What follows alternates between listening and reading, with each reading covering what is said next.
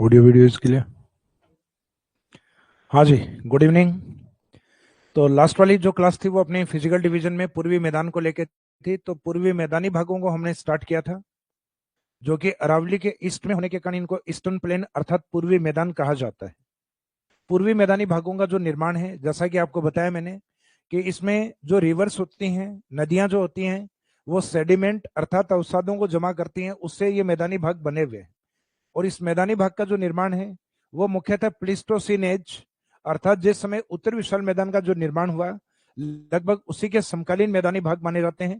क्योंकि राजस्थान का जो पूर्वी मैदान है ये मुख्यतः यमुना का मैदान, क्योंकि पूर्वी मैदान की जो मुख्य नदियां हैं जैसे कि चंबल है, बनास नदी है, हालांकि बनास चंबल में जाती है, चंबल यमुना में जाती है। तो ये पूर्व की जो नदियां हैं वो मुख्यतः यमुना में जाने के कारण इसको यमुना प्लेन के रूप में भी डिफाइन करते हैं, अर्थात यमुना मैदान के रूप में भी परिभाषित करते हैं। फिर इस मैदानी भाग को हमने according to study point of view, अध्ययन की दृष्टि से 3 भागों में डिवाइड किया, जिसमें एक माही का मैदान जो हमने कल स्टार्ट किया था, कंप्लीट भी कर लिया। उसके बाद में दूसरा मैदानी भाग जो अपने जो बी और बी यानी बै और बै से स्टार्ट होने थे, बनास और बाणगंगा मैदान, और उसके बाद में लास्ट में चंबल का मैदान। तो राजस्थान के पूर्वी मैदान को अध्ययन की दृष्टि से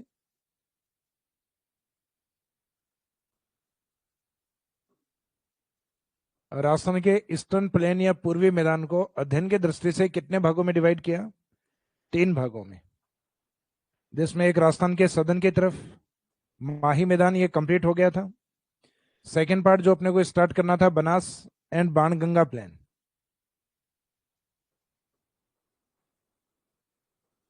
बनास और बाणगंगा मैदान, और इसके बाद में लास्ट में आता है अपना चंबल मैदान।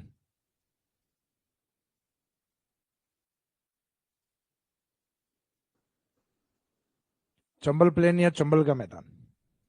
तो ये वाला पार्ट अपना कंप्लीट है, माही मैदान। अब सेकेंड पार्ट स्टार्ट करना अपने को, बनास एंड बाणगंगा प्लेन।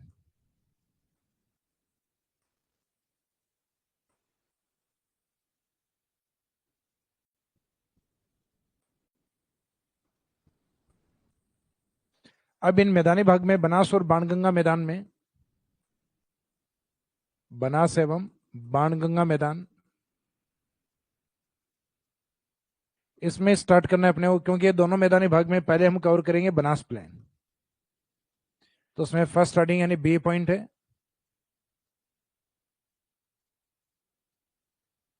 ये वाला जो माही था ये अपने लिया था ए पॉइंट में, ये था अपना बी, और ये लास्ट में चंबल वाला सी पॉइंट। तो ये बी वाला है, B Banas and Banganga plain. अब इसमें फर्स्ट बनास प्लेन, बनास मैदान। तो एक तो अपने को यह ध्यान होना चाहिए बनास का मैदान कहाँ स्थित है। तो जो अरावली माउंटेन है, अरावली के ईस्ट में अजमेर, अजमेर के बाद में टोंक सवाई माधोपुर, इसका मीनिंग ये मुख्यतः अरावली के ईस्ट में है, अर्थात अरावली के पूर्व में है। जैसे मध्य अरावली से अजमेर से एक नदी पश्चिम में जाती है, लूनी नदी। तो ये एक जनरल से पॉइंट है वैसे कि अरावली के पश्चिम में किस नदी का मैदानी भाग है। तो अरावली के पश्चिम में मुख्यतः लूनी का मैदान है, जिसको हमने लूनी बेसिन के नाम से पढ़ा था, सेमेरी डेजर्ट के अंदर, अर्ध शुष्क मरुस्थल के अंदर। जबकि इसके बाद अरावली का जो ईस्टर्न प्लेन है वो किस में काउंट होता है? बनास प्लेन के अंदर। तो ये वाला जो मैदानी भाग आता है इसके ईस्ट वाला, ये है बनास प्लेन के रूप में, बनास मैदान के रूप में। तो इसमें इस मैदान को डिफाइन करेंगे, अरावली के पूर्व में स्थित मैदान को बनास मैदान कहा जाता है, जिसे अध्ययन की दृष्टि से 2 भागों में डिवाइड किया जाता है। अब इसको 2 भागों में इसलिए डिवाइड किया गया है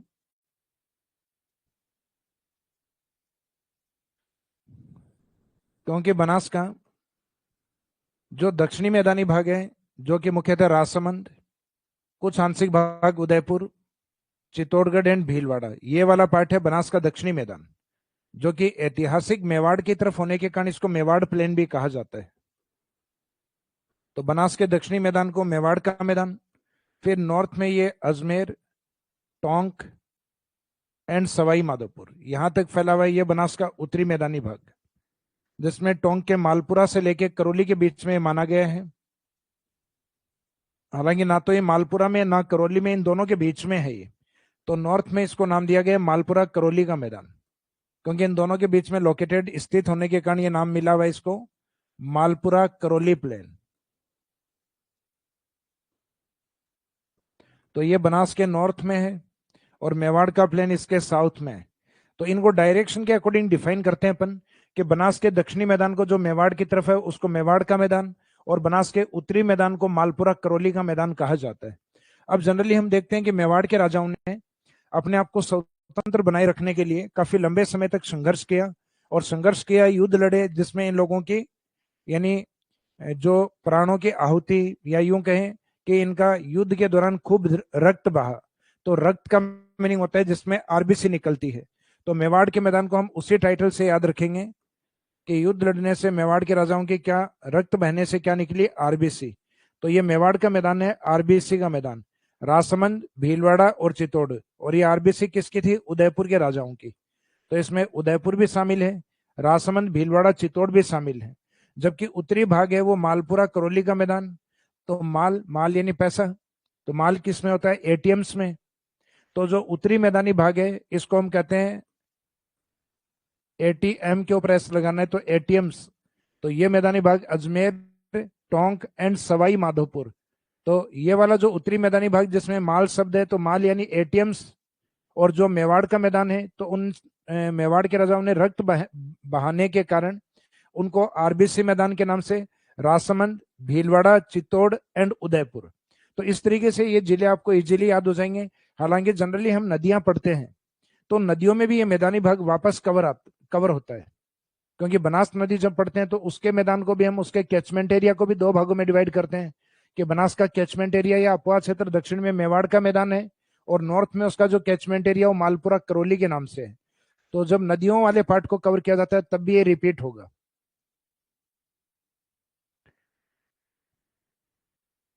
तो पहले तो हम बनास मैदान की डेफिनेशन कि अरावली के पूर्व में स्थित, या अरावली के पूर्व में विस्तृत है। बनास मैदान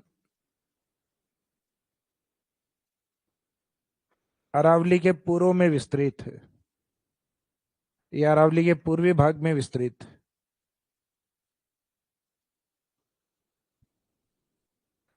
तो Banas plain is extent in eastern part of Aravali reason.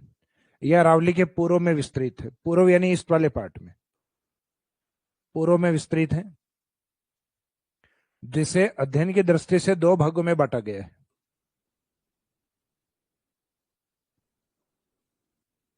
जिसे अध्ययन की दृष्टि से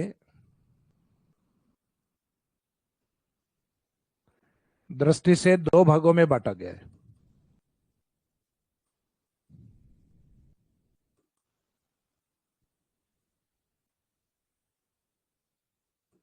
जिसे अध्ययन की दृष्टि से दो भागों में बांटा गया है।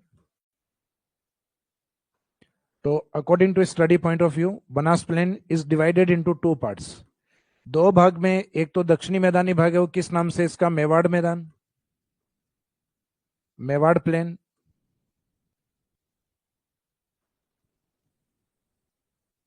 दूसरा भाग है इसका मालपुरा करौली प्लेन।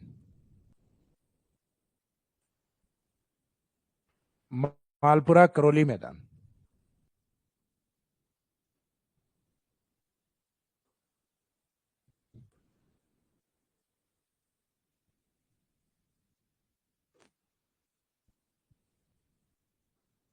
मालपुरा करौली प्लेन, मालपुरा करौली मैदान। तो इसमें डेफिनेशन होगी, बनास के दक्षिणी मैदान को मेवाड़ का मैदान कहा जाता है।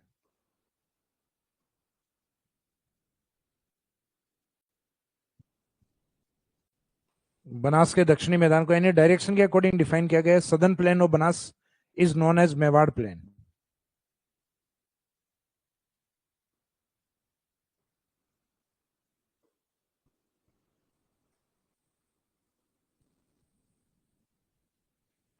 तो southern plain of Banas is known as Mewar plain. Banas के दक्षिणी मैदान को मेवाड़ का मैदान कहा जाता है। जबकि इसके अपोजिट जो डेफिनेशन होगी कि बनास के उत्तरी मैदान को, बनास के उत्तरी मैदान को मालपुरा करौली मैदान कहा जाता है।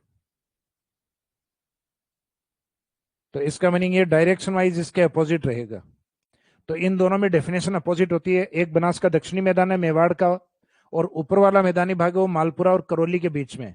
और इनके ज्योग्राफिकल एरिया याद रखने का तरीका मैंने बताया कि मेवाड़ के राजाओं ने युद्ध लड़े, और युद्ध लड़ने के कारण जो आरबीसी यानी रक्त निकला, तो रक्त यानी रेड ब्लड सेल, RBC, तो R राजसमंद, B भीलवाड़ा और C चित्तौड़। और ये रक्त किसका था? उदयपुर के राजाओं का। तो लास्ट में एक उदयपुर भी याद रखना, तो RBC के आगे उदयपुर भी ऐड रखना है। फिर मालपुरा करौली, तो माल किस में? ATMs में। तो A अजमेर, T टोंक, और S के ऊपर M लगाएंगे, फिर बोलेंगे सॉरी ATMs, M के ऊपर S लगा के फिर सवाई माधोपुर। तो ATMs का मीनिंग इस तरीके से निकालना है जैसा कि अभी मैंने बताया था। ये ATMs, ATM के ऊपर S लगा के अजमेर, टोंक और सवाई माधोपुर। तो इनके डिस्ट्रिक्ट आपको इजीली याद हो जाएंगे। तो ये सदन वाला जो पार्ट है मेवाड़ का मैदान, तो मेवाड़ के मैदान का जो विस्तार है वो RBC district and Udaipur, Rajsamand Bhilwara Chittor में है, जबकि मालपुरा करौली का जो मैदानी भाग है वो ATMs डिस्ट्रिक्ट में। तो ATMs डिस्ट्रिक्ट कौन से हैं? अजमेर, टोंक एंड सवाई माधोपुर। अब जैसे कि कल मैंने आपको बताया था कि माही के मैदान में मुख्यतः लाल चिकनी मिट्टी पाई जाती है, रेड लोमी सॉइल। बनास के मैदान में पाई जाती है भूरी मिट्टी। जैसे कि आप लोगों ने कई बार देखा होगा कि अपने जो निर्माण कार्य चलता है, निर्माण कार्य यानी जो भवन निर्माण होता है, तो उसमें अपन बनास की बजरी को काम में लेते हैं, जिसका रंग होता है लाइट ब्राउन, हल्का भूरा रंग होता है उस बजरी का। तो बनास की मिट्टी भी मुख्यतः ब्राउन सॉइल मानी गई है। तो B फॉर बनास और B फॉर ब्राउन सॉइल। तो बनास वाले में ये याद रखना कि बनास के मैदान में किस प्रकार की मिट्टी है? ब्राउन सॉइल या भूरी मिट्टी। तो अब इसमें नेक्स्ट पॉइंट अपन सॉइल को लेके बात करेंगे। तो इसके दोनों मैदानी भाग कंप्लीट हो गए, मेवाड़ और मालपुरा करौली मैदान। सॉइल या मिट्टी के अंदर इसमें मुख्यतः भूरी मिट्टी पाई जाती है। बनास मैदान में ब्राउन सॉइल या भूरी मिट्टी पाई जाती है। अब इस मिट्टी में उत्पादित प्रमुख फसलें कौन सी हैं? तो इसमें जो प्रोड्यूस्ड क्रॉप्स हैं, उत्पादित फसलें हैं,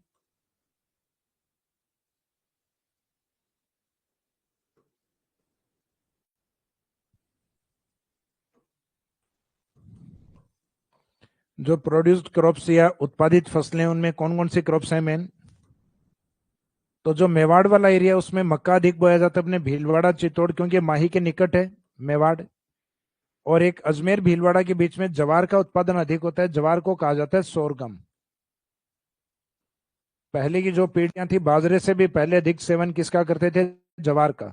व्यक्ति पहले गरीबी में, तो इसका मीनिंग पहले के लोग गरीब अधिक थे, सुविधाएं कम थी, इकोनॉमिक सोर्स कम थे, तो इस कारण इसको गरीब का अनाज या गरीब की रोटी भी कहा जाता है। तो गरीब की रोटी के रूप में जवार या सोरगम को जाना जाता है। तो अजमेर भीलवाड़ा की तरफ अधिक है। फिर टोंक सवाई माधोपुर की तरफ सरसों की फसल। तो इस मैदानी भाग में अगर दो प्रमुख अनाज देखें तो अनाज के रूप में मक्का और जवार है। मक्का यानी मेज, और जवार यानी जवार या सोरगम। हालांकि एग्जाम में जनरली जवार के नाम से ही आता है, सोरगम के नाम से आ जाएगी सोरगम किस फसल को, देन जवार, और सरसों या मस्टर्ड। तो इसमें अनाज के रूप में ये दो हैं, और ये तिलहन फसल के रूप में जिससे तेल प्राप्त होता है। तो ये फसलें इसमें अधिक उत्पादित होती हैं। बाकी माही से भी अगर देखें तो यहाँ मक्के का उत्पादन ज्यादा है। राजस्थान में मक्का उत्पादन वाले जो प्रथम rank, first rank, second rank, third rank, तीनों रैंक आपके बनास के पास हैं। क्योंकि वर्तमान में सर्वाधिक जो मक्का, पहले भीलवाड़ा में था मक्का, अब चित्तौड़ में है जो बनास के अंदर है, फिर भीलवाड़ा में है, फिर उदयपुर के अंदर। यानी तीन जो टॉप मोस्ट प्रोडक्शन वाले डिस्ट्रिक्ट है, सर्वाधिक मक्का उत्पादन वाले तीन प्रमुख जिले हैं, वो तीनों के तीनों बनास के पास हैं। और बनास में भी मुख्यतः दक्षिणी बनास, जो कि माही के निकट है। तो ये वाला पार्ट उत्पादित फसलें इसमें कंप्लीट हो गई। तो ये बनास अपना कंप्लीट। बनास के बाद में दूसरा मैदानी भाग आता है अपना, यानी जो सेकंड पार्ट चल रहा था, हेडिंग अपनी थी इसमें बनास और बाणगंगा मैदान। तो बनास तो कंप्लीट हो गया, अब बचा हुआ कौन सा है? बाणगंगा मैदान। तो इसमें ये सेकेंड हेडिंग है, क्योंकि फर्स्ट में हमने बनास को कवर किया है।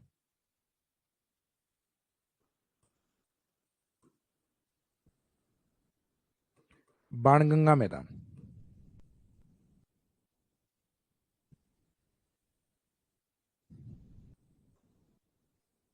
तो बाणगंगा मैदानी भाग का मीनिंग यहां,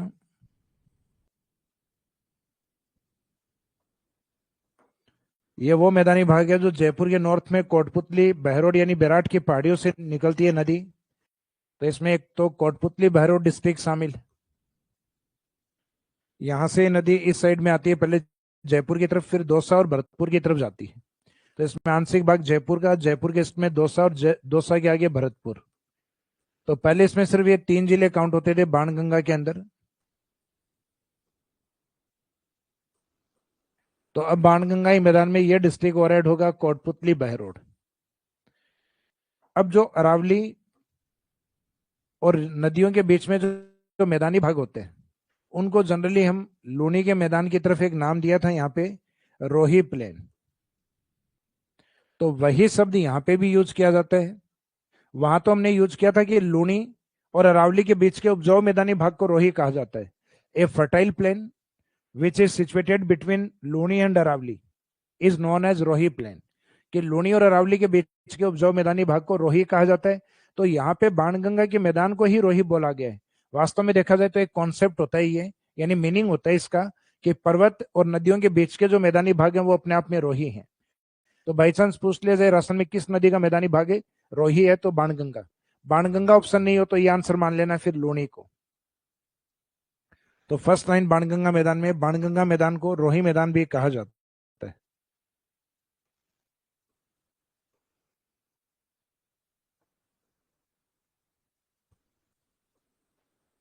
बाणगंगा मैदान को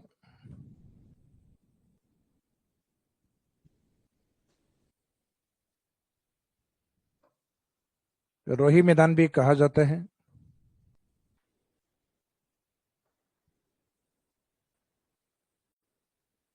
बाणगंगा मैदान को रोही मैदान भी कहा जाता है। तो एक तो ये ध्यान रखना, रोही प्लेन। अब ये कौन से जिलों में विस्तृत है, तो जिले आपको ये बताए थे मैंने, कोटपुतली बहरोड ये नया ऐड हुआ है। फिर जयपुर, दौसा, भरतपुर, जहां बाणगंगा नदी भी हम कवर करेंगे। तो रोही मैदान भी कहा जाता है। Banganga plain is also known as Rohi plain which is extent in Kotputli Behror, जो कहां कहां फैला हुआ है, जो कोटपुतली बहरोड, जयपुर, जयपुर के ईस्ट में कौन सा है, दौसा एंड भरतपुर में विस्तृत है। तो ये इसका विस्तार हो गया, यानी एक्सटेंशन हो गया। फिर विस्तार के बाद में इसमें नेक्स्ट पार्ट आता है आपके सोइल या मिट्टी वाला पार्ट।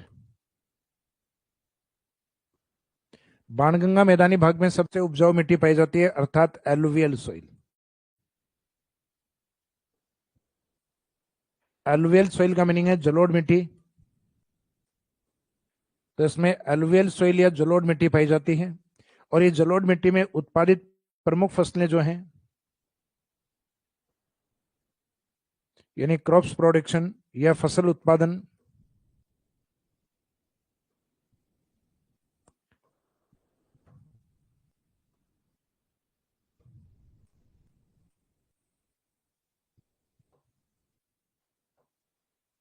तो इसमें क्रॉप्स प्रोडक्शन या फसल उत्पादन के अंदर एक तो जयपुर के आसपास गेहूं, एक मुख्यतः अनाज के तौर पे, दूसरा जो को हालांकि खाते कम पीते ज्यादा है। पीने का मीनिंग एक तो लिकर बनाई जाती है इससे, बियर, और एक मुख्यतः आप देखते हैं गर्मियों के अंदर अपने जौ की राबड़ी भी बनाई जाती है। तो इसका मीनिंग है कि मुख्यतः ये पेय फसलों में या बेवेज क्रॉप्स में अधिक आता है। तो जौ और गेहूं दो प्रमुख अनाज हो गए। और जयपुर से हम पूर्व की ओर जाएंगे तो तिलहन फसल में मुख्यतः कौन सा उत्पादन अधिक बढ़ जाता है, सरसों का उत्पादन। ये राजस्थान के पूर्वी मैदानी भाग में अधिक होती है सरसों। भरतपुर की ओर इसका रिसर्च सेंटर भी बना हुआ है सेवर के अंदर, जहां मस्टर्ड और रेपसीड, रेपसीड सरसों का ही एक टाइप और एक दाना होता है। तो इस कारण ये रेपसीड शब्द इसी में ऐड होता है। Mustard and rapeseed research centre कहाँ स्थित है, तो सेवर भरतपुर के अंदर। और एक सेवर पहाड़ियां भी आती हैं, वो अलग हैं, वो जयपुर के अंदर आती हैं, लेकिन वर्तमान में कोटपुतली बहरोड वाले पार्ट में है वो भी। तो इसमें उत्पादित फसलों में गेहूं, जौ एंड मस्टर्ड या सरसों। तो ये बाणगंगा का मैदानी भाग, बाणगंगा का मैदानी भाग है, उसमें विशेष बात यह है कि इसमें जो जिले आते हैं उसमें पॉपुलेशन डेंसिटी बहुत ज्यादा होती है, कि इसमें जनघनत्व सर्वाधिक पाया जाता है। कारण क्योंकि यहाँ सर्वाधिक उपजाऊ मिट्टी जलोढ़ पाई जाती है। तो जनसंख्या का जमाव हमेशा वहां अधिक होता है जहां मोस्ट फर्टाइल सॉइल अर्थात सर्वाधिक उपजाऊ मिट्टी, या जहां एग्रीकल्चर की पॉसिबिलिटी ज्यादा हो। क्योंकि हमारे देश में आज भी रिकॉर्ड देखें हम, या हमारे प्रदेश या राजस्थान में देखें, तो आज भी अधिकांश जनसंख्या किस पे डिपेंड है? एग्रीकल्चर पे। और एग्रीकल्चर मुख्यतः किस क्षेत्र में अधिक होती है? जहां सर्वाधिक उपजाऊ मिट्टी यानी जलोढ़ जहां सर्वाधिक पाई जाती है उस क्षेत्र में। इस कारण बाणगंगा मैदानी भाग में लास्ट में एक इसके कैरेक्टरिस्टिक्स या विशेषता के बारे में या नोट में एक पॉइंट लिखते हैं। बाणगंगा मैदान में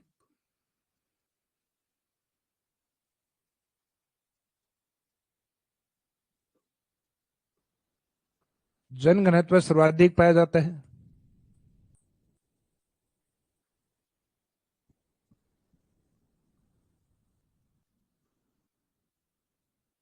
जनघनत्व सर्वाधिक पाया जाता है क्योंकि रीजन क्या है इसका? क्योंकि यहां सर्वाधिक उपजाऊ मिट्टी विस्तृत है।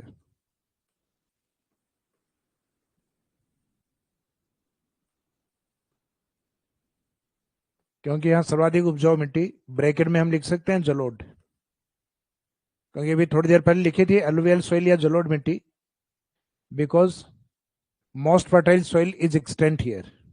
क्योंकि यहां सर्वाधिक उपजाऊ मिट्टी जलोढ़ विस्तृत है।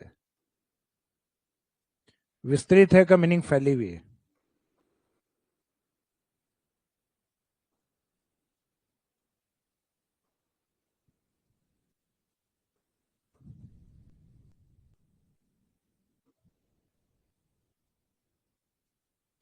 Because most fertile soil meaning alluvial soil is extent here. क्योंकि यहां सर्वाधिक उपजाऊ मिट्टी जलोढ़ विस्तृत है। तो मुख्यतः जब भी आए कि जनघनत्व अधिक है, कृषि उत्पादकता अधिक है, तो उनके पीछे मुख्य कारण जलोढ़ मिट्टी होता है। या जलोढ़ मिट्टी शब्द यूज नहीं हो तो सर्वाधिक उपजाऊ मिट्टी पाई जाती है, इस कारण जनघनत्व अधिक है या एग्रीकल्चर प्रोडक्टिविटी बेटर है, यानी कृषि उत्पादकता अधिक है। तो ये दो दो मैदानी भाग जो थे अपने सेकंड पे, यानी इनसे पहले हमने कंप्लीट माही ये वाला कवर किया था कंप्लीट। तो ये कंप्लीट कवर करने के बाद में नेक्स्ट स्टार्ट किया हमने, आज स्टार्टिंग की हमने बनास एंड बाणगंगा मैदान, और ये दोनों कंप्लीट होने के बाद नेक्स्ट अपना चंबल प्लेन, चंबल का मैदान।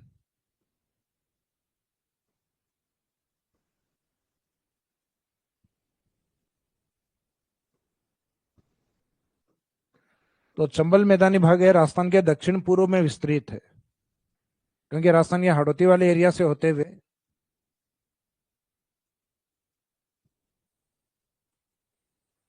राजस्थान के हाड़ौती क्षेत्र से होते हुए ये चित्तौड़ में एंट्री कर कोटा बूंदी, फिर सवाई माधोपुर, करौली, धौलपुर, और बाद में एक बार एमपी और फिर यूपी की तरफ जाती है यमुना की ओर। तो ये मैदानी भाग राजस्थान के दक्षिण पूर्व में विस्तृत है। तो Chambal plain is extend in south east part of Rajasthan state, ये राजस्थान राज्य के दक्षिण पूर्व में विस्तृत है। तो यह मैदान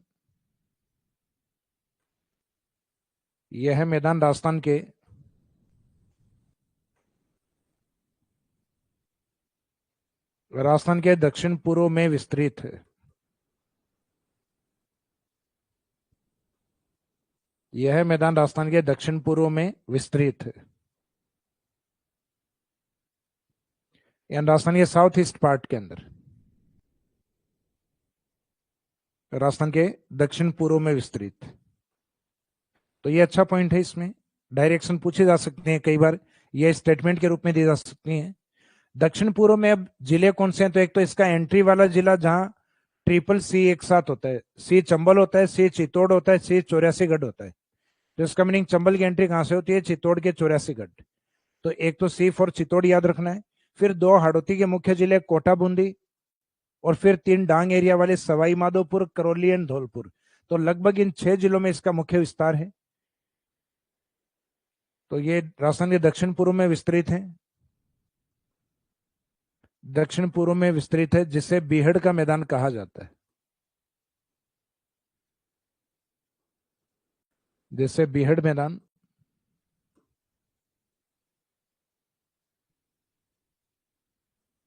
जिसे बीहड़ मैदान कहा जाता है।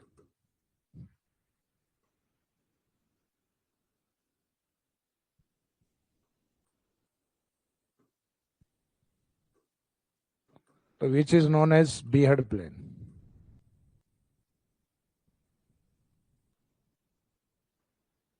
इन जो बीहड़ मैदान के रूप में जाना जाता है। अब बीहड़ मैदान का मीनिंग क्या होता है ये देखेंगे। तो चंबल में मुख्यतः यह क्वेश्चन ज्यादा आता है कि बीहड़ का मैदान किस नदी के मैदान को कहते हैं, बीहड़ मैदान को। क्यों कहा जाता है, इसके पीछे रीजन ये है कि चंबल नदी जिस एरिया से बहती है वहां गहरे गड्ढे बनाती है। यानी जो चंबल का एरिया होता है वो कुछ इस तरीके का होता है, इसमें गहरे गड्ढे बनते हैं, आसपास की जमीन ऊपर होती है। तो ये जो गड्ढे बना रही है नदी, इनको कहते हैं अपन अवनालिका प्रदन।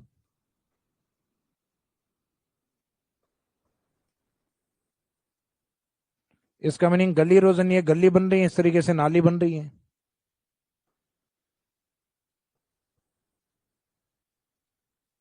और ये नालियां इस तरीके से गड्ढे बनेंगे तो इसका मीनिंग है मैदान समतल होगा या उबड़ खाबड़। तो अपने को पता है जहां जहां से नदी निकल रही है वहां गड्ढा है, पास के जमीन ऊपर है, फिर गड्ढा है, फिर ऊपर है, फिर गड्ढा है, फिर ऊपर है। तो जमीन उबड़ खाबड़ होती है, उसको कहते हैं उत्खात स्थलाकृति। बैडलैंड टोपोग्राफी के नाम से इसको जाना जाता है।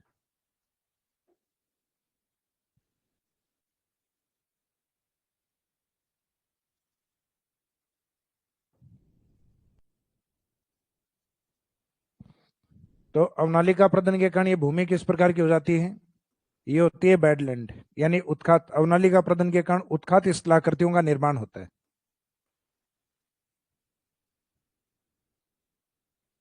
तो ये जो उत्खात स्थलाकृति है था जो बैडलैंड टोपोग्राफी है।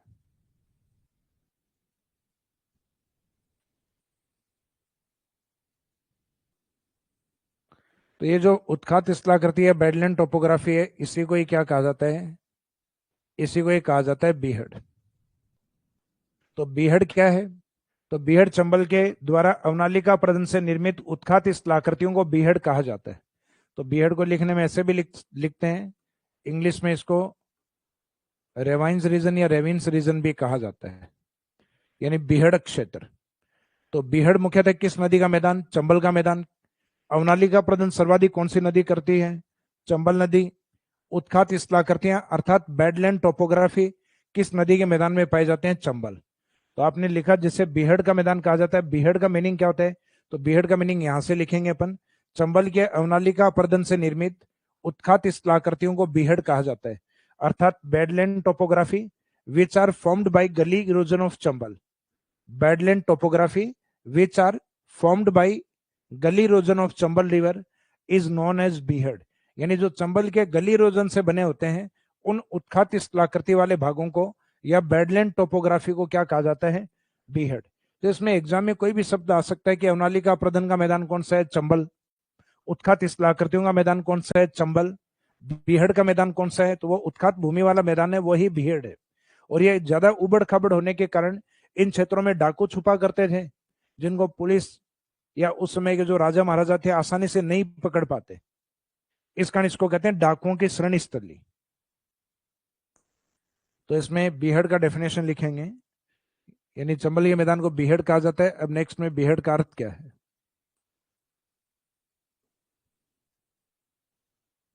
तो चंबल के अवनालिका प्रदन से निर्मित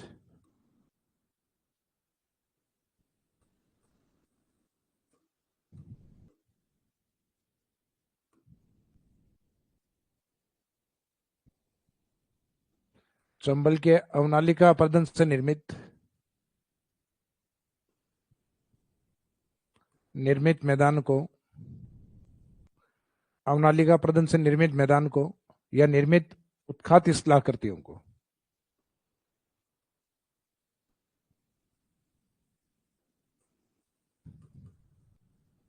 निर्मित उत्खात स्थलाकृति। उत्खात स्थलाकृति यानी बैडलैंड टोपोग्राफी। ये एग्जाम में इंग्लिश वाला टाइटल भी कई बार हिंदी में भी यही आता है, बैडलैंड टोपोग्राफी।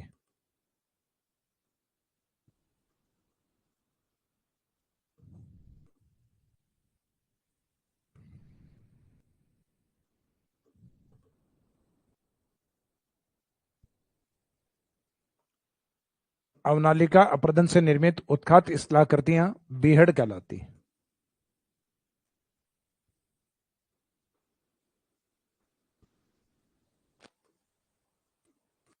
तो राजस्थान में किस नदी के मैदान को बीहड़ कहा जाता है? तो आंसर है चंबल के मैदान को। उत्खात स्थलाकृति का मैदान अर्थात बेडलैंड टोपोग्राफी का मैदान किस नदी का मैदान है? चंबल का मैदान। अवनालिका अप्रदन अर्थात गली इरोजन सबसे ज्यादा किस मैदान में होता है? चंबल। तो इसका मीनिंग है badland topography which are formed by gully erosion of Chambal is known as Beehad. अब ये बीहड़ मैदान का विस्तार है। तो जो अभी मैंने आपको चंबल वाले डिस्ट्रिक्ट बताए, चित्तौड़, कोटा, बूंदी और बचा हुआ जो डांग एरिया है,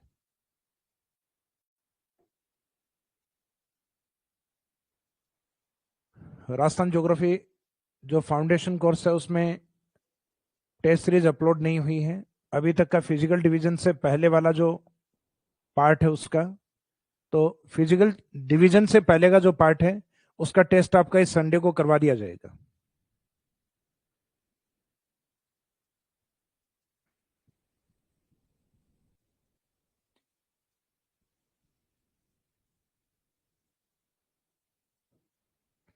तो ये अपना चंबल का मैदानी भाग। अब इसका विस्तार, तो ये तो मीनिंग हुआ है कि बीहड़ का मैदान क्या है।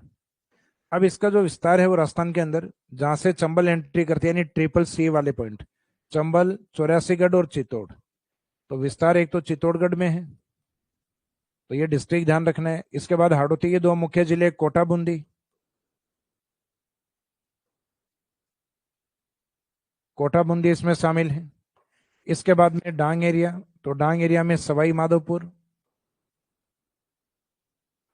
सवाई माधोपुर, करौली एंड धौलपुर, ये वाले पार्ट इसमें शामिल है। तो इस तरीके से इसमें लगभग ये 6 डिस्ट्रिक्ट आते हैं चंबल का मैदानी भाग। अब चंबल का मैदानी भाग जो हाड़ौती में बनता है उसमें सॉइल या मिट्टी कैसी होती है? तो उसमें होती है ब्लैक सॉइल, काली मिट्टी। लेकिन चंबल जब मैदानी भाग में बनाती है तो जलोढ़ मिट्टी। तो इसमें दोनों मिट्टी लिखनी होती है, काली जलोढ़ मिट्टी। हाड़ौती की तरफ काली और मैदानी भाग की तरफ कौन सी है? जलोढ़ मिट्टी। तो इसमें black and alluvial soil, black alluvial soil पाई जाती है। तो चंबल के मैदान में पाई जाने वाली मुख्य मिट्टी कौन सी है? काली जलोढ़ मिट्टी, ब्लैक एलुवियल सोइल। फिर इस मिट्टी में जो प्रमुख उत्पादित फसलें हैं, जैसे कि हर मैदान में हमने कवर की हैं, सबसे इंपॉर्टेंट माही मैदान वाली है, वो जनरली एग्जाम में ज्यादा पूछी जाती हैं। तो उत्पादित फसलों में कोटा, बूंदी की ओर पानी अधिक होने के कारण कौन सी फसल बोई जाती है? चावल। आपको ध्यान होगा कि बूंदी की ओर राजस्थान के अंदर अपने बासमती चावल काफी अच्छा होता है। तो वो कारण यही है, चंबल बेसिन निकट है, जमीन में नमी है, इस कारण ये प्रोडक्टिविटी इसमें पॉसिबल है। राजस्थान में सर्वाधिक चावल वाले जो 3 जिले हैं उनमें से 3 जिलों में 2 हाड़ौती के हैं, यानी पहला बूंदी, सेकंड आता है हनुमानगढ़, हनुमानगढ़ आता है घग्गर के अंदर, फिर नंबर 3 आता है कोटा। तो इसका मीनिंग फर्स्ट वाला और थर्ड रैंक वाला ये 2 आपके हाड़ौती के पास हैं। तो इसमें उत्पादित प्रमुख फसलों में एक तो हाड़ौती की और राइस का उत्पादन, चावल का उत्पादन अच्छा है। एक हाड़ौती क्षेत्र में एमपी के निकट अधिक होने के कारण सोयाबीन प्रोडक्शन भी अच्छा है, सोयाबीन उत्पादन।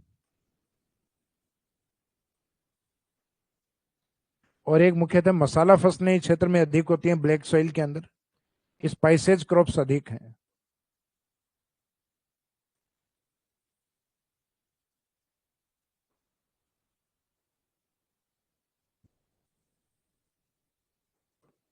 तो मुख्यतः राजस्थान के अंदर राइस प्रोडक्शन और सोयाबीन प्रोडक्शन यानी हाड़ौती क्षेत्र में, और एक स्पाइसेज जो क्रॉप्स हैं ये किस क्षेत्र में अधिक हैं? तो ये क्षेत्र किस क्षेत्र में अधिक पाई जाती हैं? ये चंबल बेसिन में या हाड़ौती क्षेत्र में अधिक पाई जाती हैं। तो जब भी सामान्यतः इन फसलों के बारे में जनरल भी पूछे आपसे एग्जाम में कि मसाला फसलें राजस्थान के किस क्षेत्र या भाग में अधिक होती हैं, तो हाड़ौती क्षेत्र में, क्योंकि इसमें ऑल ओवर जो डिस्ट्रिक्ट आगे है झालावाड़, कोटा एंड बारा, ये जिले सबसे आगे हैं स्पाइसेस क्रॉप्स में, और ये चंबल बेसिन अर्थात यूं कह सकते हैं हाड़ौती क्षेत्र में आते हैं।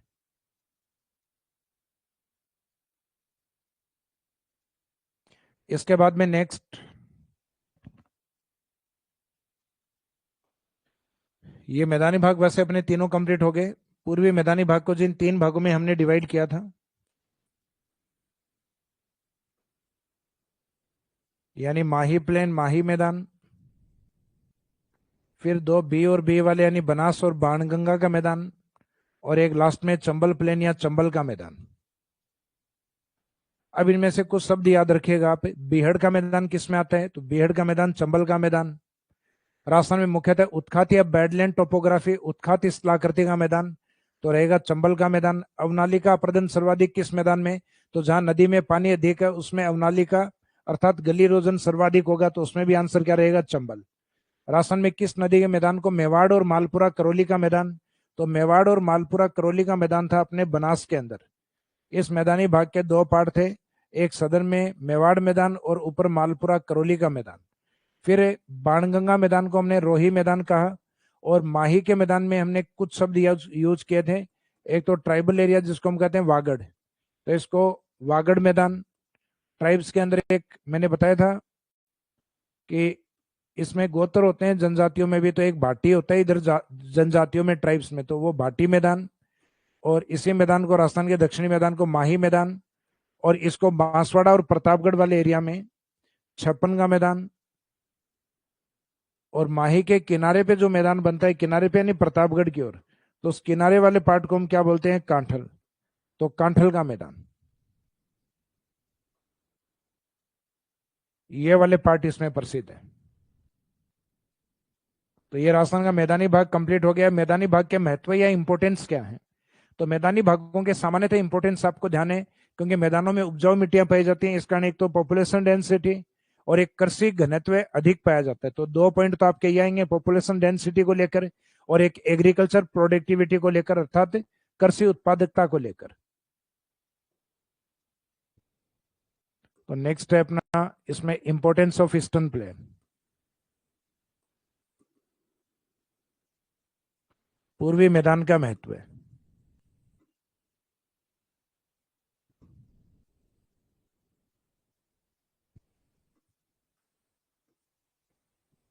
पूर्वी मैदान का महत्व है, तो पूर्वी मैदान के महत्व में एक तो जनघनत्व है। तो जब हमने भौतिक प्रदेश स्टार्ट किए थे तो हमने देखा था कि यहाँ एरिया 23% है, और पॉपुलेशन या जनसंख्या कितनी परसेंट है? 39%। तो इसका मीनिंग यहाँ जनघनत्व या पॉपुलेशन डेंसिटी सर्वाधिक है।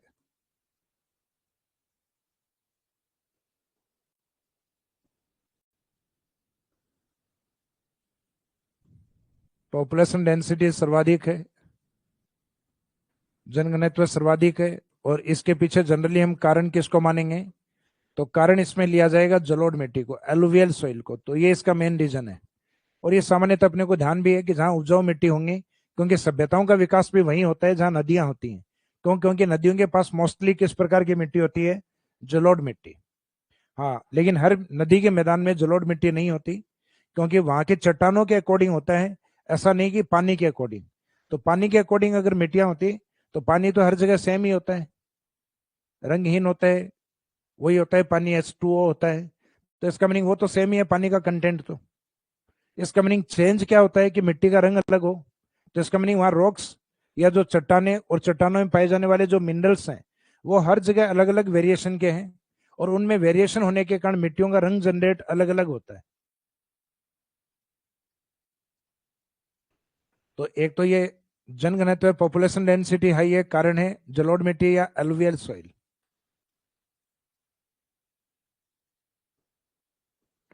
दूसरा पॉइंट आता है इसमें जनघनत्व के अलावा कृषि उत्पादकता।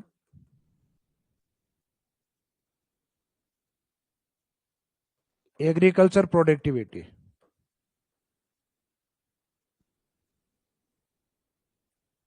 एग्रीकल्चर प्रोडक्टिविटी, कृषि उत्पादकता। कृषि उत्पादकता का मीनिंग इसमें यह है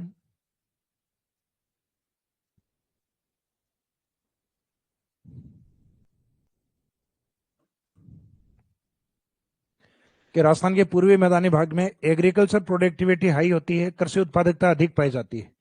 उसके पीछे भी रीजन यही माना जाता है, कृषि उत्पादकता सर्वाधिक। जैसे यहां लिखा है जनघनत्व सर्वाधिक, वैसे high agriculture productivity is found in eastern plain.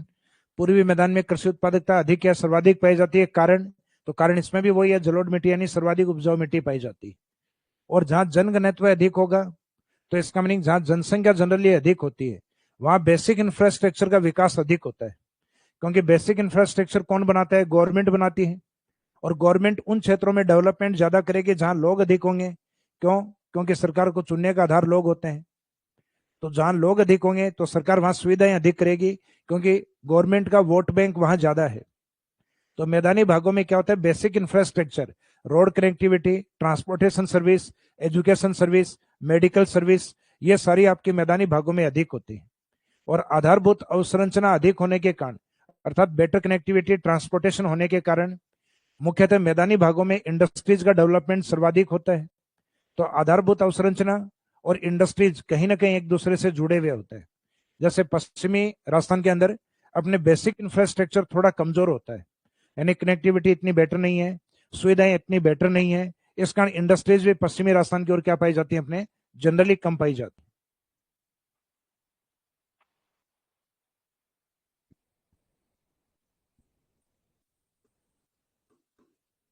तो नेक्स्ट पॉइंट है इसमें बेसिक इंफ्रास्ट्रक्चर, आधारभूत अवसंरचना।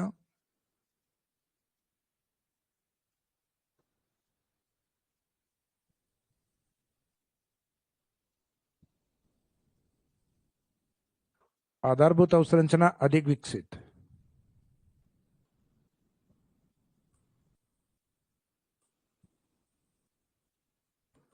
Basic infrastructure is more developed in eastern plain.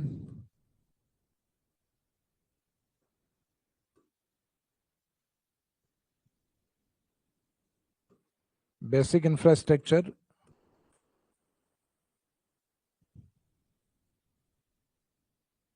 is more developed in eastern plain. अब बेसिक इंफ्रास्ट्रक्चर के एग्जांपल हम ये मान सकते हैं कि वहां पे सड़क, रोड ट्रांसपोर्टेशन, सड़क ट्रांसपोर्टेशन अर्थात परिवहन, एनर्जी बेटर है क्योंकि जहां लोग अधिक होंगे वहां एनर्जी सप्लाई अधिक होगी, एजुकेशन एंड मेडिकल सर्विस, शिक्षा और चिकित्सा सेवाएं, ये सारी चीजें मैदानी भाग में बेटर होती हैं। इसके बाद में आधारभूत अवसंरचना जहां बेटर है वहां मुख्यतः इंडस्ट्रीज अधिक डेवलप है, उद्योग अधिक डेवलप है।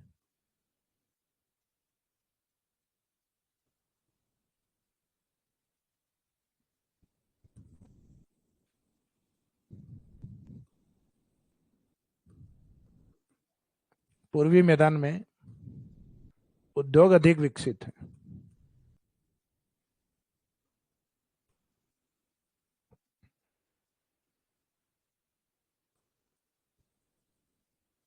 उद्योग अधिक विकसित है। Industries are more developed in eastern plain. तो रीजन वही है, बेसिक इंफ्रास्ट्रक्चर वहां बेटर डेवलप है। और जहां आधारभूत अवसंरचनाएं अधिक होती हैं वहां जनसंख्या भी अधिक होती है और उद्योग भी वहीं अधिक लगेंगे जहां उनको पता है कि हम प्रोडक्ट को बनाएं और पास में जो जनसंख्या है वहां सप्लाई कर दें। तो इसका मीनिंग जहां बड़े बाजार अर्थात जहां जनसंख्या अधिक होंगी, इंडस्ट्रीज वहां अधिक सेटल होंगी। उद्योग के बाद में राजस्थान का पूर्वी मैदानी भाग, जहां बेटर एग्रीकल्चर प्रोडक्शन होने के कारण, कृषि उत्पादन बेटर होने के कारण मुख्यतः जो पशु पक्षी, मुख्यतः पक्षियों की बात करेंगे, क्योंकि ग्रामीण क्षेत्रों में हम देखते हैं अपने पक्षियों की वैरायटी ज्यादा पाई जाती है, डाइवर्सिटी अधिक पाई जाती है। लेकिन शहरों में आके देखते हैं तो शहरों में ले दे के अपने को एक ही पक्षी दिखाई देता है, ज्यादा कबूतर। तो ग्रामीण क्षेत्र से शहरों की ओर माइग्रेशन सबसे ज्यादा किसका हुआ है? यानी सबसे ज्यादा जिस पक्षी का शहरीकरण हुआ है वो है कबूतर। लेकिन ग्रामीण क्षेत्रों में अपने को अलग अलग प्रकार के पक्षी देखने को मिलते हैं। कारण यह है क्योंकि गांव के अंदर अपने खेत हैं और खेत में अपने अनाज होता है। आपने देखा भी होगा पक्षियों से बचाने के लिए, पशुओं से बचाने के लिए खेतों के अंदर वो एक हांडी टंगाते हैं अपने, खड़वा जिसको बोलते हैं, जो इस तरीके से बिजू का या खड़वा इस तरीके से लगा दिया जाता है। तो ये अपने ग्रामीण क्षेत्रों में अधिक लगाया जाता है ताकि अनाज को खाने पक्षी और जीव कम आए। तो मीनिंग ये हुआ कि राजस्थान का पूर्वी मैदानी भाग जहां अनाज या कृषि उत्पादकता ज्यादा है वहां पक्षी जैव विविधता ज्यादा पाई जाती है। तो अपने सबसे ज्यादा बायोडाइवर्सिटी तो होती है रावली में। क्यों? क्योंकि वहां वन अधिक होते हैं। तो बायोडाइवर्सिटी में मुख्यतः वनस्पति और वन्य जीव ज्यादा काउंट होते हैं। लेकिन पक्षी जैव विविधता राजस्थान के पूर्वी मैदान में ज्यादा है। इस कारण यहाँ नेशनल पार्क केवलादेव भी है और उसके निकट एक सेंचुरी आता है बंद बारेठा। तो बंद बारेठा भी यहीं पर है, भरतपुर की तरफ। तो यहाँ जो बायोडाइवर्सिटी को लेके जिस पॉइंट पे बात कर रहे हैं वो है बर्ड बायोडाइवर्सिटी, पक्षी जैव विविधता।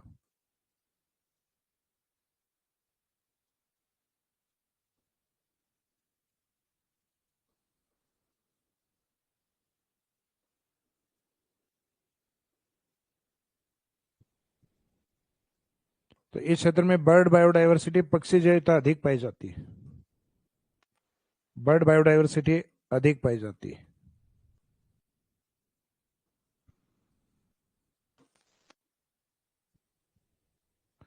तो bird biodiversity is mostly found in eastern plain, then other physical division of Rajasthan.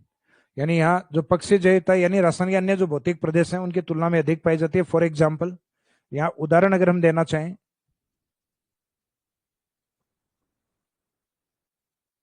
उदाहरण के तौर पे केवलादेव भरतपुर, केला देवी टेम्पल अलग है करौली के अंदर, केवलादेव कहाँ है? भरतपुर, केवलादेव भरतपुर एंड बंद बारेठा भरतपुर।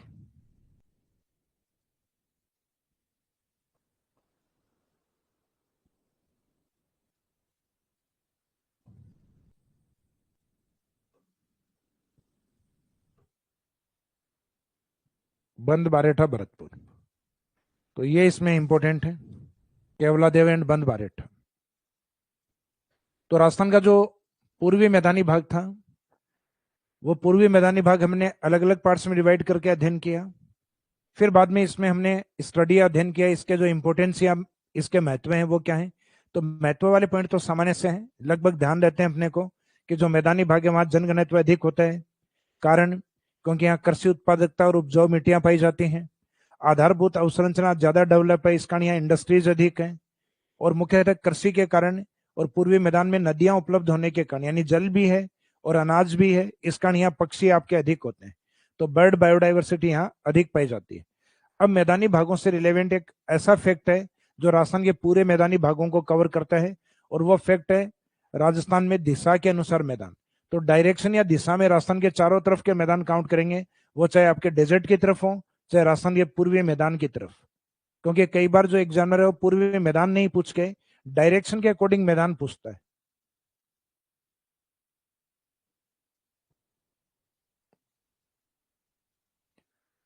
देखो, टेस्ट जिसमें होंगे तो टेस्ट का शेड्यूल आपका कल डाल दिया जाएगा। जैसे कल पूछा जाएगा कि कंटेंट कौन कौन सा जो पार्ट है। हालांकि जनरली जो आपके कोर्सेज चल रहे हैं, लगभग उन्हीं सब कोर्सेज के संडे को आपके टेस्ट पेपर होते हैं। और बाई चांस ऐसा कोई कोर्स हो जिसके अंदर क्लासेज अभी कम हुई हों, तो जनरली उसके अंदर हम स्किप करते हैं, क्योंकि जिसमें नंबर ऑफ टॉपिक अभी कम हुए हैं, तो उसमें हम प्रयास करते हैं एक दो संडे निकलने के बाद उसमें टेस्ट या टेस्ट सीरीज स्टार्ट करेंगे, ताकि आपको भी उसमें पढ़ने में और टेस्ट देने में मजा आए। जब आपके पेज ही 6 होते हैं, 10 होते हैं, 15 होते हैं, तो इसका मीनिंग उसमें आप अपने आप को एनालिसिस नहीं कर पाओगे, क्योंकि आप सब स्टूडेंट ऐसे हो जो ग्रेजुएट हो, तो लगभग 10 15 20 पेज को तो आप पता ही नहीं लगता कब पढ़ डालते हो। जैसे टेस्ट है उस दिन भी सुबह बैठे तो 2 घंटे में आपके 15 पेज कंप्लीट है, अगर आपने क्लासेस ली हुई हो तो।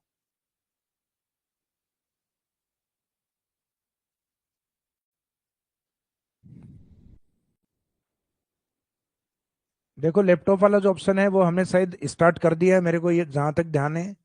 तो जिन स्टूडेंट्स को ये लग रहा है कि मोबाइल में सर क्लासेस लेना मुश्किल हो रखा है, लैपटॉप वाला ऑप्शन दे दीजिए, तो ये शायद स्टार्ट हो चुका है।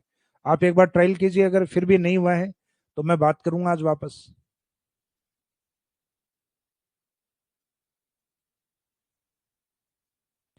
तो डायरेक्शन या दिशा के अनुसार राजस्थान के कौन कौन से मैदान है ये देखिए।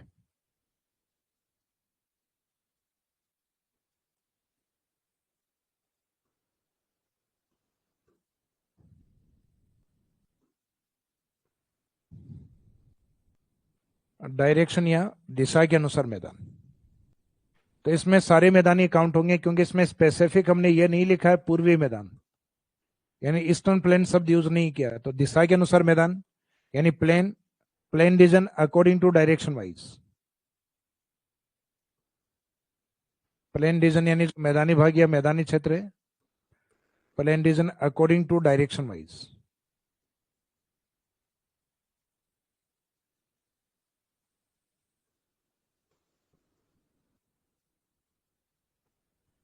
दिशा के अनुसार मैदानी भाग, तो दिशाओं के अनुसार राजस्थान के जो मैदानी भाग हैं डायरेक्शन वाइज,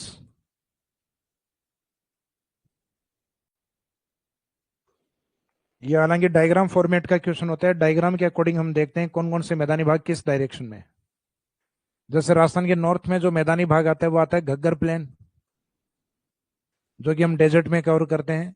राजस्थान के दक्षिण में जो मैदान आता है माही या वागड़ मैदान, जो राजस्थान के पूर्वी मैदानी भाग में हमने सबसे पहले कवर किया।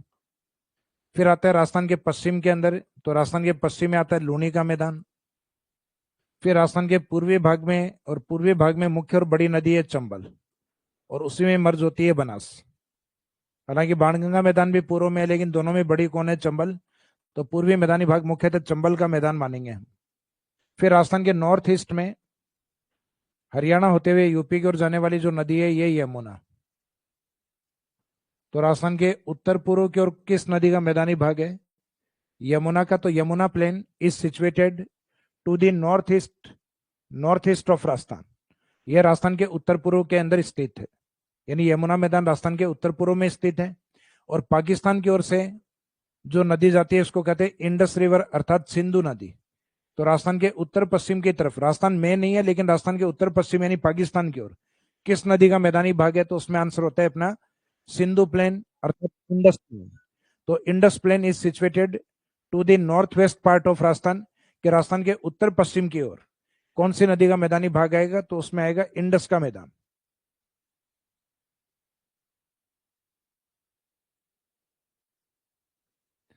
देखो स्टार्टिंग में आपका अभी ज्योग्राफी का जो 3-4 टॉपिक है क्लाइमेट तक, वो बेसिक्स आपके जैसे ही कंप्लीट हो जाएं, उसके बाद में जैसे आगे का जो कोर्स या सिलेबस आपका चलेगा, तो धीरे धीरे 1 से 2 वीक बाद आपको लगभग आइडिया हो जाएगा बैच कब तक कंप्लीट हो जाएगा। क्योंकि बैच के बारे में देखो, अपना बैच कंप्लीट करवाने का मीनिंग है जल्दी करवाना, अपना कोई उद्देश्य नहीं है। जल्दी करवाने का मीनिंग है मैं क्लास को 3 घंटे 4 घंटे लेकर आ जाऊंगा। तो मीनिंग है कि अपनी जो पढ़ने की जो एफिशिएंसी कैपेसिटी है वो कैसी है। तो वो जनरली ऑनलाइन वाली क्लासेस को हम 2 घंटे भी अगर पढ़ लेते हैं तो बहुत बड़ा बर्डन होता है, और दिन में लगभग 4-5 घंटे या 5-6 घंटे पढ़ रहे हो तो उसका और भी ज्यादा बर्डन है। तो आपका जो निकटतम जो भी एग्जाम होगा, यानी जो ज्यादातर आपके एग्जाम है, क्योंकि स्टूडेंट जनरली क्या करते हैं सभी एग्जाम दे रहे होते हैं, तो आपका जैसे वीडियो का एग्जाम होगा, कॉलेज लेक्चरर का जो एग्जाम होगा, ये निकटतम एग्जाम जिनसे पहले सिलेबस आपका कंप्लीट करवा दिया जाएगा।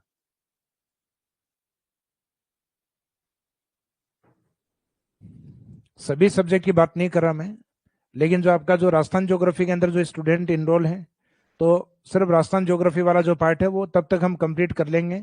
और कुछ पार्ट जिन स्टूडेंट के इंडियन ज्योग्राफी वाला पार्ट है, तो वो पार्ट भी हम स्टार्ट कर देंगे तब तक।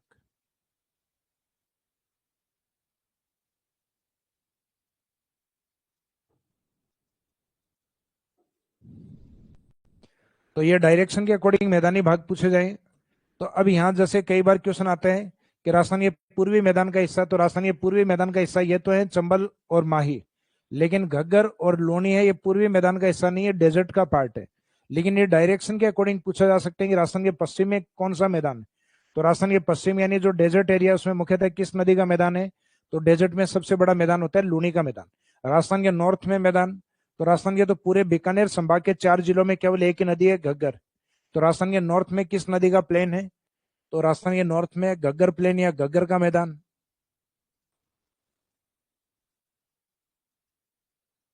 इसके बाद में डायरेक्शन के अकॉर्डिंग मैदानी भाग कंप्लीट होने के बाद लास्ट का जो एक फिजिकल डिवीजन आपका बचा है, जैसे अरावली के बाद में हमने ये कंप्लीट किया पूर्वी मैदान, ईस्टर्न प्लेन, तो ये लास्ट में बचा हुआ भाग है आपका हाड़ौती का पठार। तो नेक्स्ट भौतिक प्रदेश का नाम है हाड़ौती प्लेट्यू।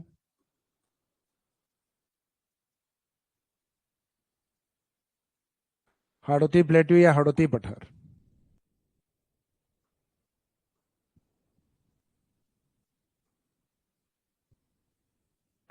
हाड़ौती पठार को ही हम एक नाम और देते हैं, इसको कहते हैं दक्षिणी पूर्वी पठार।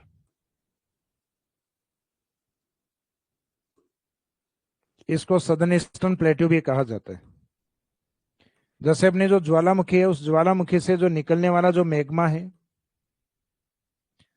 यानी पृथ्वी आंतरिक भाग से जो निकलता है वो आंतरिक भाग में मैग्मा और बाहर उद्गारित होता है, तब ये लावा। पठारी भागों का जो निर्माण होता है मुख्यतः बेसाल्ट लावे से होता है।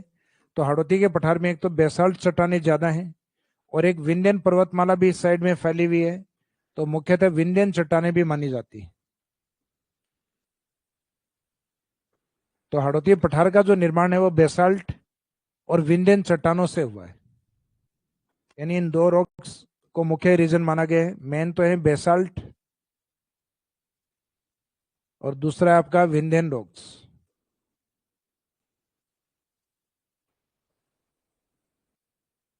विंध्यन रॉक्स यानी विंध्यन चट्टानों से निर्मित।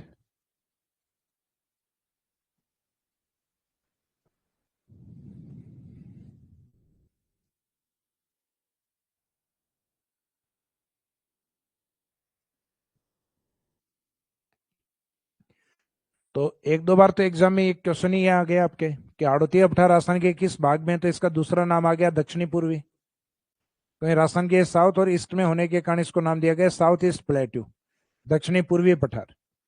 तो राजस्थान के दक्षिण पूर्व में कौन सा पठार है, तब आंसर होगा आपका हाड़ौती। या हाड़ौती किस डायरेक्शन में, तब आंसर रहेगा दक्षिण पूर्व के अंदर।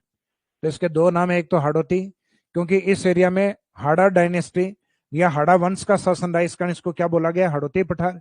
और ये राजस्थान के किस भाग में दिखाई देता है, तो साउथ और ईस्ट के बीच में दिखाई देता है, इस कारण इसको कहते हैं साउथ ईस्ट प्लेट्यू, दक्षिणी पूर्वी पठार। तो इसमें सबसे पहले हम निर्माण के ऊपर बात करते हैं। तो निर्माण में आपको लिखना है हाड़ौती पठार का निर्माण बेसाल्ट एवं विंध्यन चट्टानों से हुआ है। इसका मीनिंग फॉर्मेशन ऑफ हाड़ौती या Hadoti is formed by basalt and Vindhyan rocks, कि हाड़ौती का निर्माण बेसाल्ट और विंध्यन चट्टानों से हुआ है। फिर यह निर्माण मुख्यतः किस काल में हुआ है वो भी इंपॉर्टेंट है। तो नेक्स्ट इसका निर्माण काल, इसका फॉर्मेशन पीरियड है वो Cretaceous time period. Formation period है इसका क्रिटेशियस काल।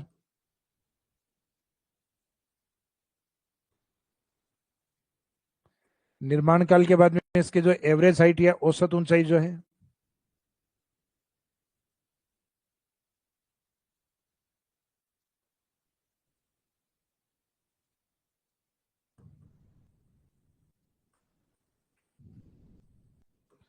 एवरेज हाइट सबसे ज्यादा माउंटेन या पर्वतों की होती है, फिर प्लेट्यू की। तो राजस्थान में सबसे अधिक हाइट वाला तो है अरावली 920 मीटर, फिर उससे कम हाइट वाला है हाड़ौती जो लगभग 500 मीटर, और फिर मैदानी भाग और मरुस्थल की लगभग 300 350 मीटर से नीचे है। हालांकि एक स्केल के तौर पे लिख सकते हैं मैदानी भागों में 200 से 300, तो 200 300 का एवरेज कितना होता है 250, और उससे लगभग डबल है हाड़ौती 500, और 500 से लगभग डबल है अरावली यानी 1000 के आसपास। हालांकि अरावली में 920 लेते हैं एवरेज के तौर पे। तो सबसे अधिक हाइट पे कौन होते हैं, पर्वत, हमारे यहाँ अरावली है। फिर होते हैं प्लेट्यूज पठार, अपने यहाँ हाड़ौती है क्योंकि हाड़ौती प्लेट्यू है, अपने यहाँ पठार है। फिर उससे नीचे होते हैं मैदान और मरुस्थल जो लगभग इक्वल होते हैं, यानी 200 से और अप्रोक्सीमेट 300 मीटर की हाइट पर। या राजस्थान में जनरली कहा जाता है कि जो मरुस्थलीय भाग है वो 300 मीटर से नीचे है। अब नीचे तो आप किसी भी डेटा से बता दो, लेकिन 300 से ऊपर वाले डेटा से नीचे बताना है। अब ये नहीं कहना कि मैदानी भाग 1 मीटर से नीचा है, तो 1 मीटर से नीचा नहीं, ऊपर है।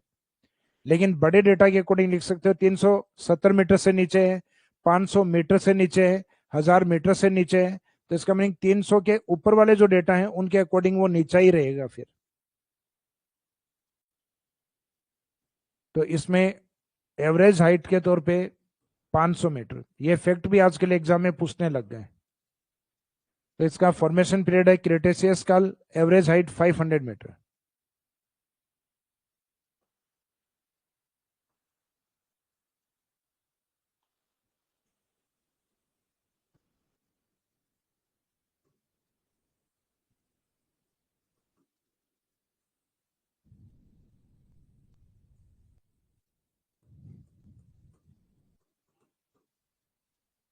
क्रिटेशियस एज या क्रिटेशियस पीरियड,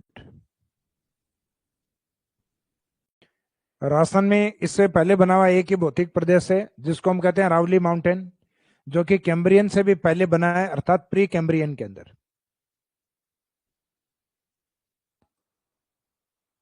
तो इसमें 2-3 पॉइंट कंप्लीट हो गए। एक तो अपना निर्माण किससे हुआ है, फॉर्मेशन किससे हुआ है इसका, तो फॉर्मेशन वाली बात हो गई अपनी बेसाल्ट चट्टानों से और विंध्यन रॉक से।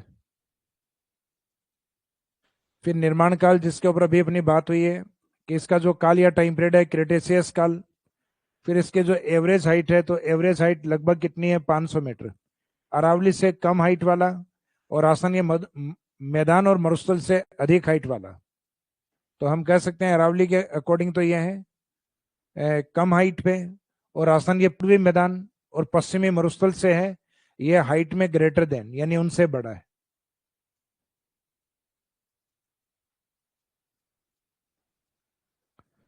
फिर एवरेज हाइट के बाद में हम बात करते हैं इसमें स्टडी या अध्ययन की। तो राजस्थान के हर एक भौतिक प्रदेश को हमने स्टडी या अध्ययन में अलग अलग पार्ट्स में डिवाइड किया है। फॉर एग्जाम्पल, जैसे मरुस्थल की हमने दो भाग किए, एरिड डेजर्ट और सेमी एरिड डेजर्ट। अरावली के हमने तीन भाग किए हैं, उत्तरी अरावली, फिर मध्य अरावली और फिर दक्षिणी अरावली। और उसी तरीके से राजस्थान का जो मैदानी भाग है वो Mahi plain, Banas and Banganga plain, और एक लास्ट में आपका चंबल मैदान। तो ये वाला जो भाग है अपना राजस्थान के सदन वाला, ये अपने आप में माही प्लेन, फिर ये बनास बनास जिसके साथ बाणगंगा को कवर किया था, और इस साइड में हाड़ौती की और चंबल। अब ये लास्ट में जो हाड़ौती वाला पार्ट है, तो मैदानी भाग के भी कितने पार्ट थे, तीन। अरावली के की अरावली के मुख्य जो पार्ट है वो तीन, डेजर्ट के दो भाग, हाड़ौती के मुख्य भाग दो ही माने गए, लेकिन इसके गौण भाग पांच हैं जो मुख्य भागों से बिल्कुल अलग हैं। तो इसका मीनिंग देखा जाए तो इसमें सात भाग पढ़ने, दो मेन डिवीजन जो अलग पढ़ने, और पांच सब डिवीजन पार्ट गौण भाग जो अलग पढ़ने। तो अध्ययन की दृष्टि से हाड़ौती को अध्ययन की दृष्टि से हाड़ौती को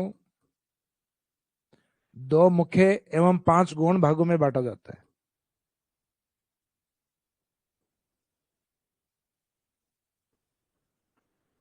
दो मुख्य एवं पांच गौण भागों में बांटा जाता है।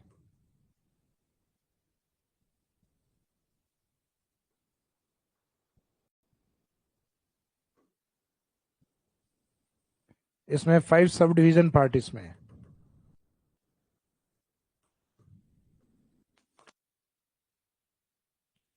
अब दो मेन डिवीजन कौन से हैं पहले ये कवर करेंगे, और ये कंप्लीट होने के बाद इसके फाइव सब डिवीजन पार्ट अर्थात गौण भाग। इनसे जनरली एग्जाम में डायरेक्ट क्वेश्चन आते हैं। जैसे एक तो हाड़ौती के नीचे का जो भाग है जिसको हम नाम देते हैं डेक्कन लावा प्लेट्यू अर्थात दक्कन लावा पठार, और एक दूसरा इसके साउथ और ईस्ट की ओर विंध्यन माउंटेन का फैला हुआ भाग। तो किसी भी माउंटेन का जो चट्टानी भाग जो आगे की ओर फैला हुआ है उसको कहते हैं उस माउंटेन का कगार या स्कारप्लेंट पार्ट। तो विंध्यन का चट्टानी भाग जो राजस्थान की तरफ फैला हुआ है उसको कहते हैं विंध्यन कगार। तो इसके दो भाग हो गए, एक तो इसके नीचे की ओर फैला हुआ लावे का पठार जिसको हम कहते हैं डेक्कन लावा प्लेट्यू अर्थात दक्कन लावा पठार। लावा अगर आपने नहीं लगाया गलती से डेक्कन के अंदर, तो आपने डेक्कन पठार अगर बोला है अर्थात दक्कन पठार अगर बोला, तो वो तो महाराष्ट्र में रहेगा फिर आपका। और डेक्कन लावा प्लेट्यू, तो लावा प्लेट्यू हाड़ौती के नीचे है राजस्थान के अंदर।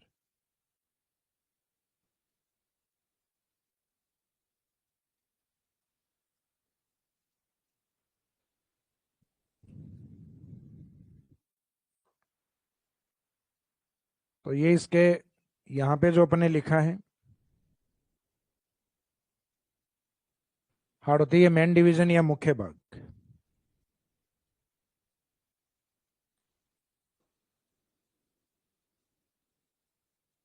Main division of Hadoti, Hadoti के मुख्य भाग।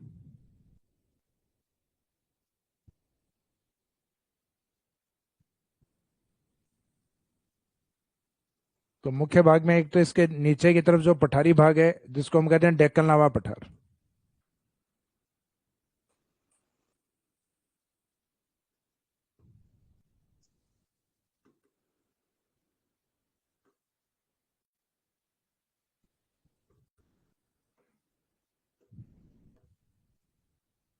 डेक्कन लावा प्लेट्यू, जबकि दूसरा पार्ट है विंध्यन कगार।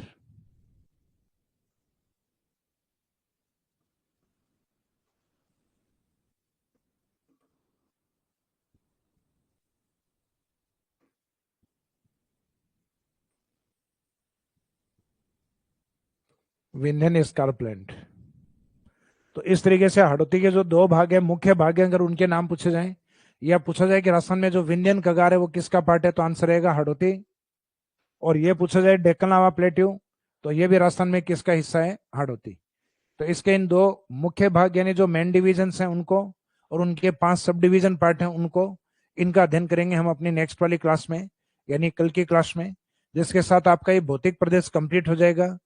और उसके बाद में यानी कल इसको कंप्लीट करने के बाद जो मंडे से जो क्लासेज आपके रहेंगे वो इसमें अपन लगभग, क्योंकि मंडे से कुछ बैच हैं जो कंप्लीट हो रहे हैं मेरे, तो यानी जो अदर बैचेज हैं, तो उसके बाद में ये जो क्लास आपके लगभग 2 घंटे की रहेगी। देखो इसमें थोड़ा सा आपको सपोर्ट ये करना है कि 2 घंटे की क्लास के अंदर जो भी मैटर आपको करवाया करवाया जाए, हम प्रयास ये करेंगे कि 2 घंटे के इस मैटर को नेक्स्ट डे हम स्टार्टिंग में पहले 5 मिनट या 10 मिनट रिवीजन करेंगे। तो उसको कंटिन्यूस आपको रिवीजन भी करना है साथ साथ में, क्योंकि अभी तक अपन हालांकि रिवीजन हर क्लास का स्टार्टिंग में हम 5 मिनट देखते हैं कि लास्ट वाली क्लास में क्या क्या हुआ था, लेकिन अब उनका क्योंकि 2 घंटे की क्लास है तो वो रिवीजन वाला जो पार्ट है वो अब और ज्यादा इंपॉर्टेंट हो जाएगा। और उसमें जो भी आपके प्रॉब्लम हो, यानी पहले दिन की क्लास में जो भी प्रॉब्लम हो, वो नेक्स्ट डे स्टार्टिंग के 10 मिनट्स के अंदर आप पूछ सकते हैं। तो आज के इस सेशन के अंदर अगर आपको कुछ पूछना हो, आज के इस क्लास के अंदर कोई डाउट, कोई क्वेरीज आपकी हो, तो आप पूछ सकते हैं।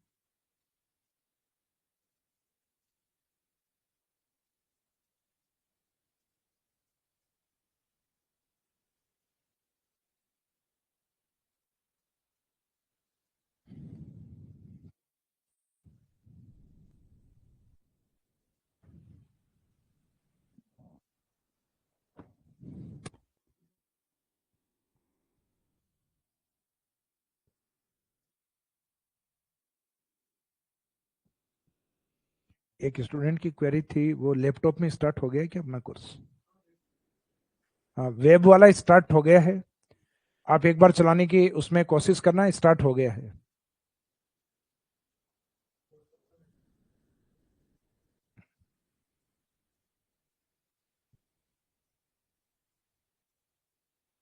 और अगर किसी के चलने में वेब वाले कोर्स में अगर दिक्कत आ रही हो, तो वो व्हाट्सएप वाले जो नंबर दिए हुए हैं उनके ऊपर आप कांटेक्ट कर लीजिए, उसके ऊपर आप मैसेज कर देना।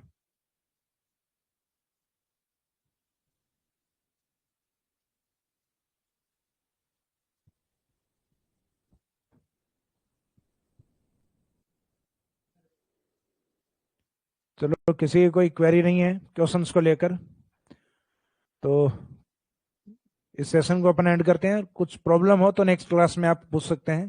Thank you.